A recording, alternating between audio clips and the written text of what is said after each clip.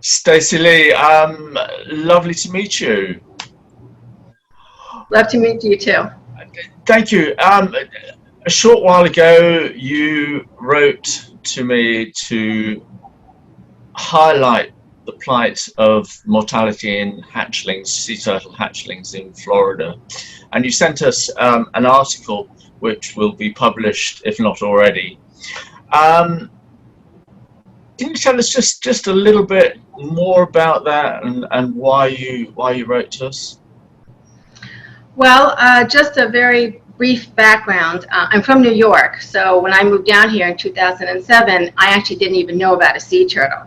And I try to stress that to people, that you don't have to be a marine biologist or a science to try to help a marine animal or any animal. Sometimes just life experience can do that. So when I first came down here, everybody was talking about go on these turtle walks. And I'm like, I don't even know what a sea turtle is. So I went on a sea turtle walk, and it's conducted by a biologist. I actually went to the one at Gumbo Limbo up in Boca Raton. And you go out at night, and the mom is nesting, and you're literally right behind her watching her drop the eggs. And I was kind of struck by how close we were to this wild animal. I mean, if I were giving birth, I would not want a crowd behind me, even if I was in the zone. But when I looked up and I saw all of the lights, I mean, it wasn't anything like what I had seen growing up years before in like Wild Kingdom or National Geographic. It's supposed to be really dark, and this was pretty much like a shopping mall kind of thing. And I was struck by how narrow the beach was and how much trash was on it and how overdeveloped it was.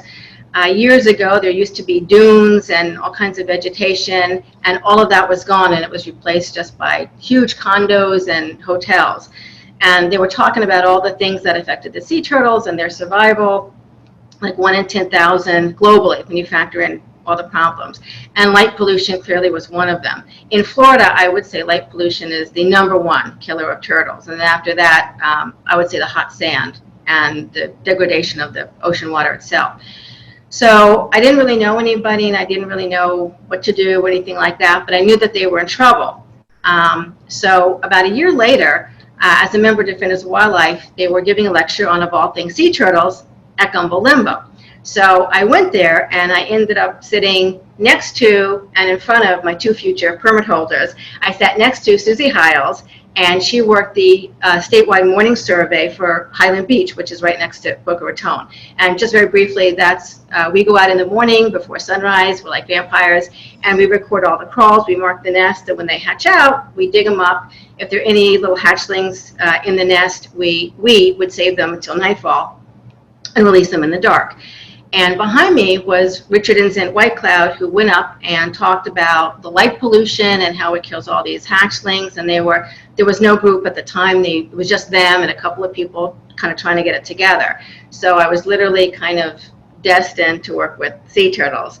So I started doing the morning program in Highland Beach, and a couple months later, I was down in Broward County, and we didn't have any kind of program. We were just kind of making it up as we go along. It was a bit chaotic because you would sit by a couple of nests you thought, hopefully would hatch while you were there. The nest would hatch out, and the baby turtles would literally scamper all over the place, basically every direction but the ocean, because it was even worse as far as the lighting was concerned. So from there, we formed a rescue group, and here we are several years later. Not a whole lot has been accomplished. So just to clarify for people that don't know, in a natural state, the turtles are going to head to the bright horizon, which is normally out to sea. Yeah. And what's happening now is all the lights from towns, resorts, houses, whatever, inland is drawing the turtles in to the land where they stand no chance. What happens to them when they actually make that journey inland? Well, for millions and millions of years, the sea turtle hatchlings, which when I talk to people who aren't biologists, I say I like to kind of refer to the hatchling as light turtles, not sea turtles, because they're driven by the light until they get to the sea. Unfortunately for them, they don't go by smell or feel or anything. When they look to the bright horizon, they're actually looking for several things. They're not looking for the full moon, because the full moon is only actually a full moon a couple of days a month if it's not cloudy. But the full moon illuminates the sky. What they're really looking for is just the illumination from all of the stars, which, as you know, with all of the sky glow issues, you look up in the sky and you only see a few stars, so it's much darker now. So they come out and they literally can see them. They turn their head around, and what used to be bright horizon with millions of twinkling stars is dark. And then they turn around to the west, or north and south, and all of the individual lights in all of the buildings, all the indoor lights and outdoor lights, those look like all the twinkling stars. And then the sky glow just kind of illuminates everything. So they crawl, I would say, mostly west, but they also crawl south and north based on the pier. Sometimes there'll be like a big like cruise ship or a gambling ship out there that's illuminated with light. Light can be seen for miles. Sometimes they fixate on one light, and sometimes they fixate just on the illumination. And they will literally crawl until they can no longer see it. And if they're following light and they crawl into the vegetation, because the hatchlings, when they're newborn, are just 2-3 inches big, and they can no longer see it, they don't then turn around, because at that point they're so disorientated and confused, they don't know where they are. They don't turn around and go back to the ocean, because that's still dark to them. So they will literally just wander around until they die of exhaustion or dehydration, or eaten by one of the few animals left on the beach, the crabs, the crows, the feral cats. Most end up, depending upon what beach it is, down storm drains, in the road, or driven over by any number of vehicles on the beach. So it's a perilous journey for them. And in Broward County, it's the only county that really records all of the disorientation, which is about, give or take, 75 to 80%. So that means if you have 100 hatchlings, 80 of them will die if they're not rescued, which is not a sustainable number. No, and it's tragic. I mean, just for every single individual animal, it's quite horrible.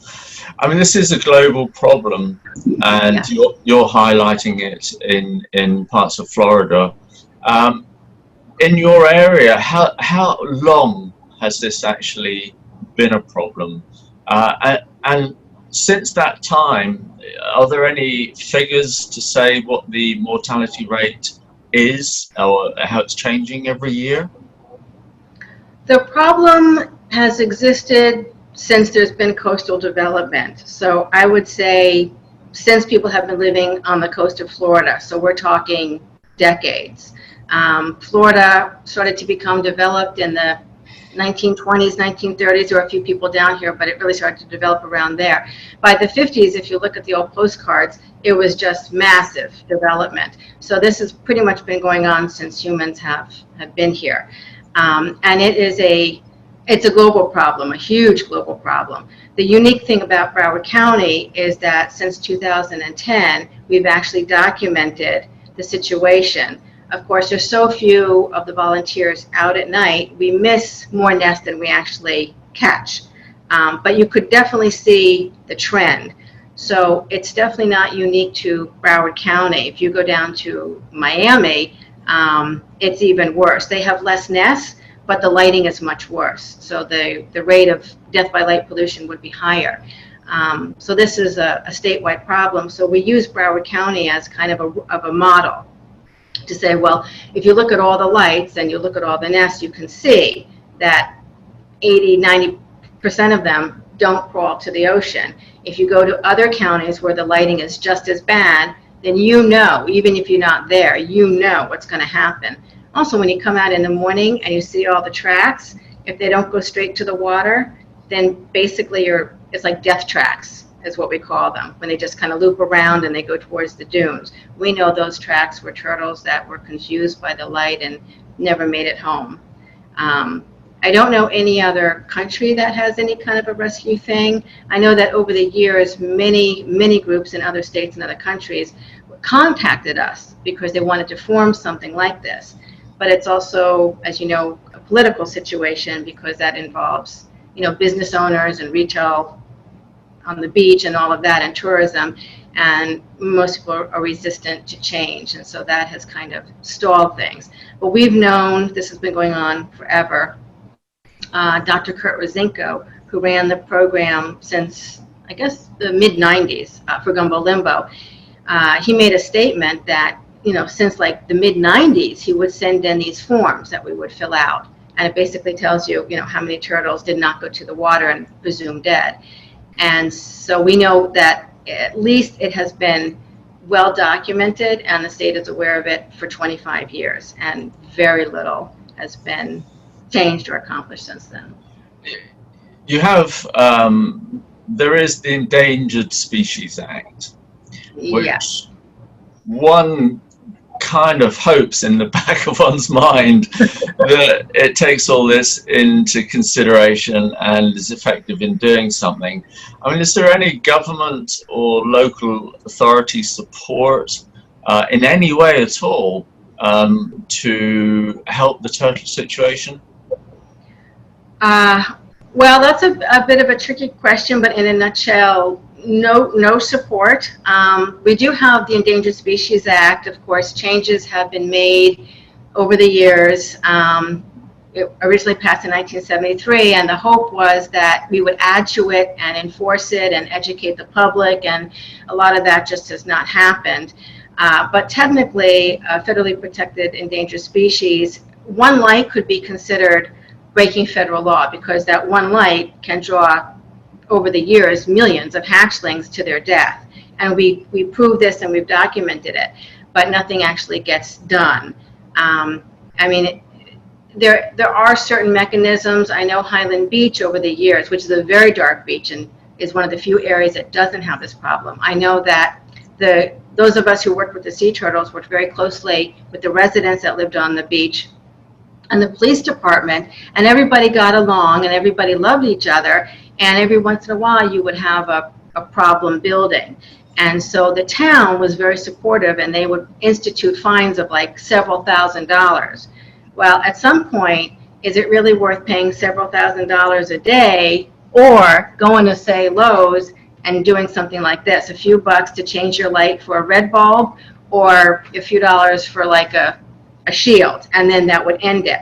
So that worked for Highland Beach, but a lot of other areas, there's just a huge amount of resistance. So there are federal laws, there are state statutes, there are local ordinances, but the problem with that is not just getting enforcement and education, but the lighting law only deals with external lights.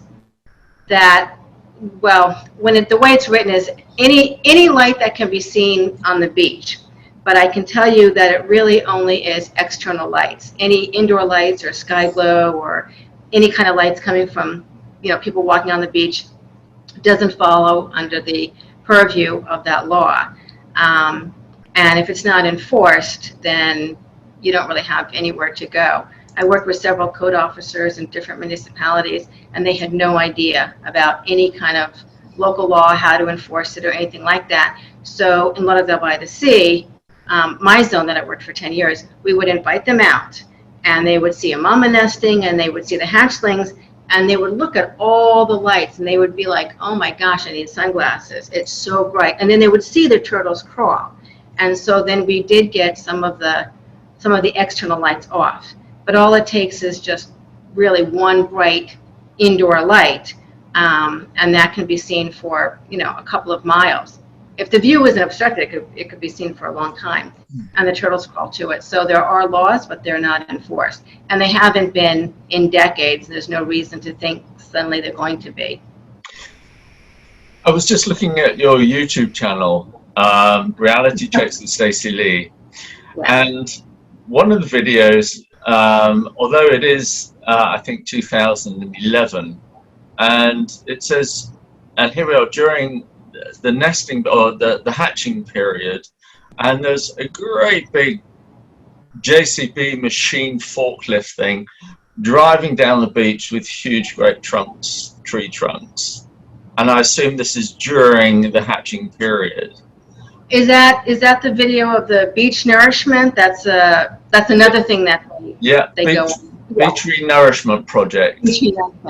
Yeah, that was Hillsborough Beach. Now Hillsborough Beach, like Highland Beach, is in Broward County, but it's private. You can't get on the beach unless you own property. It's very small. It's relatively dark. We have the least amount of problems there. But the state of Florida does beach nourishment actually during nesting season, and it, of course, you know, it always runs late. They have these machines with these bright floodlights that are on all night long, and these huge thunderous machines that just clank all. I mean, it's so loud and so noisy. There's at least 1 or 2 mama turtles that ends up getting sucked into it and dies from these machines. This can be done in the off season, but they choose to do it when there are less tourists here, so they do it during the nesting season. That particular one went not just over budget, but it went well into the leatherback nesting season. They're critically endangered, but also one of the machines broke down like in the ocean. So I had contacted the biologist up in Jupiter who worked for U.S. Fish and Wildlife, since it's a federal species, and I requested that they institute a cease and desist, which they did, but then they're in the middle of doing the beach nourishment, the equipment was stuck, they had to get it fixed, so it's kind of a mess. That's a whole other mess that the turtles have to deal with as well. But you see those bright lights, the same kind of bright lights that we see on the beach all night long from any number of sources, mostly commercial. Even the inside of a restaurant can be bright. Actually, I have a picture here. You can see this is like the inside of a restaurant. 2 o'clock in the morning, the restaurant is closed. The law doesn't cover this because it's all inside. This restaurant, which was Sea Watch in Lauderdale by the Sea, could draw hatchlings from 2-3 miles away. And I don't just mean one nest. This would be on every night, all night long. I mean, there are buildings that I would pretty much write nightly reports on. You know, Crane Crest is one of them. The whole site would be illuminated. After years and years and years, nothing ever got done. Lights never got shielded or fixed. It's not a sustainable situation. But the beach nourishment is just another of long problems that the turtles face. This is all so tragic and so avoidable, you know, with a little bit of effort. And, you know, along with plastic being embedded into the food chain, we've got bycatches with all industrial fishing. I mean, literally in your mind, what future is there for turtles now? You know, people have been asking me that for a long time, and I try to give a little bit of hope because I don't want to be a Debbie Downer, and I don't want to say there's no hope, because the moment you say there's no hope, then people just completely give up. But sea turtles literally have everything against them from the moment the egg drops into the nest, and they could be predated by either humans or predators. And then when they hatch out, you know, you've got all the light pollution. Just crawling to the ocean can be very precarious. And then once they're in the ocean, it's like a toxic soup of chemicals, hurricanes, I mean, just a whole oil spills. It's a litany of problems. As far as what the future holds for sea turtles, that would, unfortunately, take a global effort. Because it can't just be a few people trying to rescue hatchlings in one county or one state or one country. These are migratory animals that travel the world. So the world is going to have to stop dumping. There's a huge amount of dumping in the ocean. Florida still dumps raw sewage in the ocean. I mean, you've seen the pictures of all the plastic and just everything. That is a huge global problem. I don't know if there's any will to fix it, but if there's true leadership at the top and you explain to people, you're not going to have a job to save if everyone is sick and dying from all of the pollution. There's hardly anything left in the ocean. I mean, you've seen the statistics. You know, we used to have so many fish and whales and dolphins and seals, and it's just, you know, shrinking from the long lines and the bycatch and just everything. Sharks, for instance, something like 70 million of them are killed for shark finning, and just on and on and on. None of that is sustainable. If the ocean goes, we go as a species. It's in our interest to clean up the ocean and not dump in it. So one thing would be true leadership from most of the countries, literally most of the countries, to first stop dumping. That would be the first thing. And then to institute some kind of protective measures. I have been a big fan of indoor hatcheries, because not only would you not have to do anything about the lights, right, because nobody wants to anyway, you wouldn't have to worry about anyone driving over the nest. There'd be no predation from the raccoons or fox. But also another big looming problem is they've done studies of the temperature and moisture of sand. And again, one was actually done in Boca, and they found that it's so hot it's creating only females. Well, there's always, or I won't say always, there's usually more females of a species than males, but not so much so. Usually it's like 55-45, you know, kind of thing.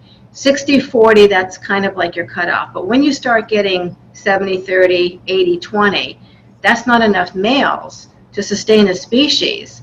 I mean, if you were a human male and you were like 20 males to 80 women, that might be great, but for a species, it's just not. Factor in all the pollution, you know, not all the males are going to be able to reproduce. Some of them are going to be sterile. You know, they've done studies on frogs where some of them they have the gender of both male and female, or they're sterile. So we know this has to go on with sea turtles and other marine species too. You can't live in a toxic soup and, you know, be healthy. So we're finding that there are beaches that only produce females. So hatcheries, you don't have to worry about the lights. You can control the temperature and start producing more males. I don't know of any studies that looked at shorebirds and the crocodiles, but I know temperature also affects gender and survivability as their offspring as well. So this would kind of benefit any species that nests on the beach or even nearby where the temperature is just so much hotter than it used to be. It would solve a host of problems. It put people to work. I mean, it's like a win-win situation. We used to actually have hatcheries. That's the joke. We used to actually have hatcheries, and the state got rid of them without ever doing anything about the lights. And that was one of the driving forces to create like a rescue group in Broward. Now they're getting rid of the rescue groups. It's just going to be more death.